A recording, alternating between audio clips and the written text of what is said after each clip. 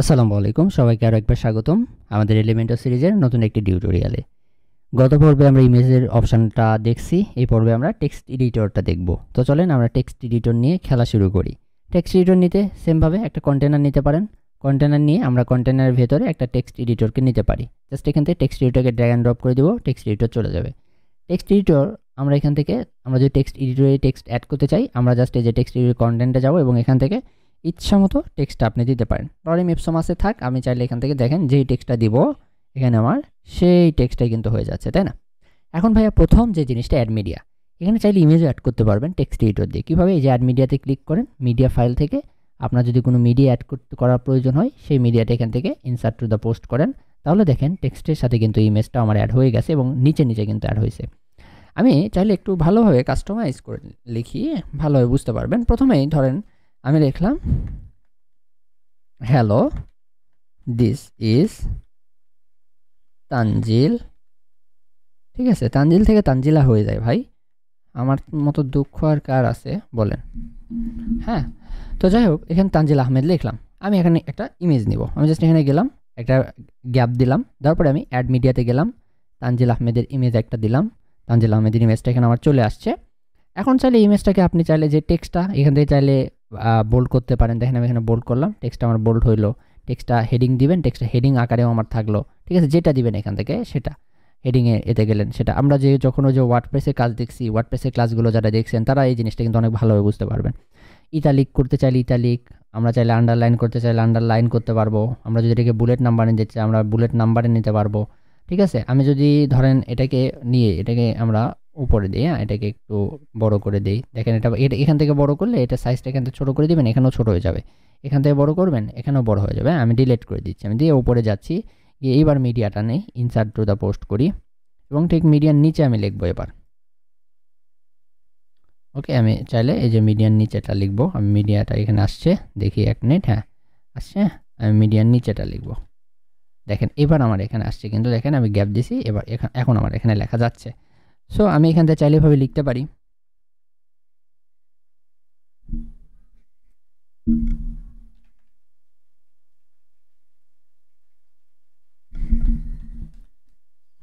তানজিল আহমেদ তানিন আমি দিয়ে এটাকে ধরেন আপনার একটা হেডিং 3 দিলাম, হেডিং 3 হয়ে গেল। হ্যাঁ, এই পর্যন্ত আমরা এভাবে কিন্তু এই যে এটা নিয়ে এভাবে খেলাধুলা করতে পারি। এখন ফুল স্ক্রিন করলে এটা আমার ফুল স্ক্রিন মোডে হয়ে যাবে, অর্থাৎ ফুল স্ক্রিন মোডে আমি এটাকে নিয়ে কাজ করতে পারবো।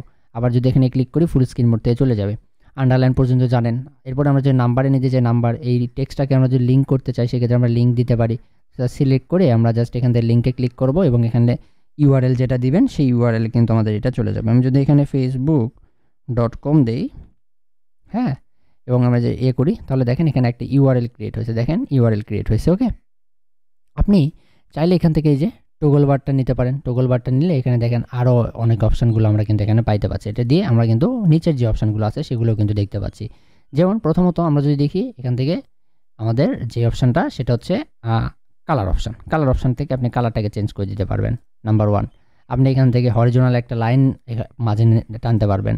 আপনি এখান থেকে একটা স্ট্রাইক টু নিতে পারবেন।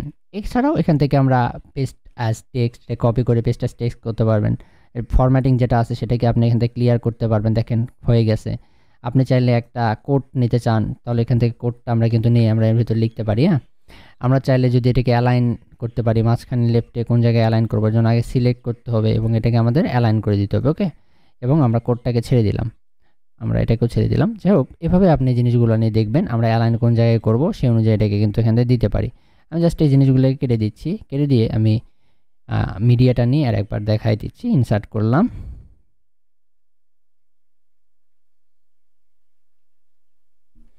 ওকে, আমি দেখেন আমার নামটা লিখছি, ধরেন নামটাকে আমি জাস্ট এখান থেকে সিলেক্ট করে দিলাম। সিলেক্ট করে দিয়ে আমি এটাকে হেডিং 4 বানিয়ে দিলাম।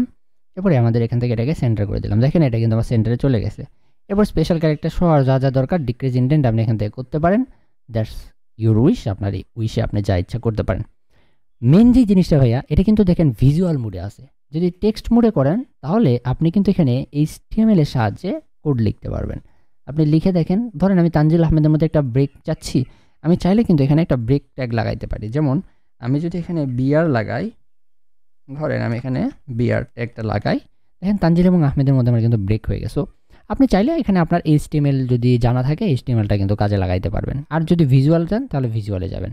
ওকে, নিচে দেখেন আমাদের ড্রপ ক্যাপ আছে, আমরা এটাকে অন করতে অফ করতে পারি, এটা আমাদের লাগে না, পরবর্তীতে আসলে আমরা এটা দেখবো, সমস্যা নাই। কলাম, কয়টা কলাম দরকার দেখেন আপনি টেক্সটের ক্ষেত্রে, সে কয়টা কলাম নিয়ে এখান থেকে কাজটা করতে পারেন। ধরেন আমার এখানে 3টা 2টা 4টা কলাম আছে, আমি 4টা কলাম নিয়ে এরকম লিখতে পারি। আমি যদি যাই এবার একটা লিখলাম, ধরেন এভাবে লিখতে গেলাম, হ্যাঁ লিখতে থাকতেছি, দেখেন আমি লিখতে থাকি, আপনাদের কলাম জিনিসটা দেখেন, দেখেন আমরা এখান থেকে কলামটা এভাবে বাড়াটা এবং কমায় নিতে পারবো। চাইলে এখান থেকে 10 ডিফল্ট আপনি করে দিতে পারেন, সেই ডিফল্ট অনুযায়ী থাকবে, ঠিক আছে। এরপরে আমরা এটাই মেইনলি আমাদের যখন পোস্ট নিয়ে কাজ করি এলিমেন্টর, সেক্ষেত্রে আমাদের এটা লাগতে পারে। কলাম যেটা থাকবে, কলামের গ্যাপটা কত হবে, সেমভাবে সেই জিনিসটা এখান থেকে আমরা দেখতে পারি। তো এটা গেল মেইনলি আমাদের টেক্সট এডিটর।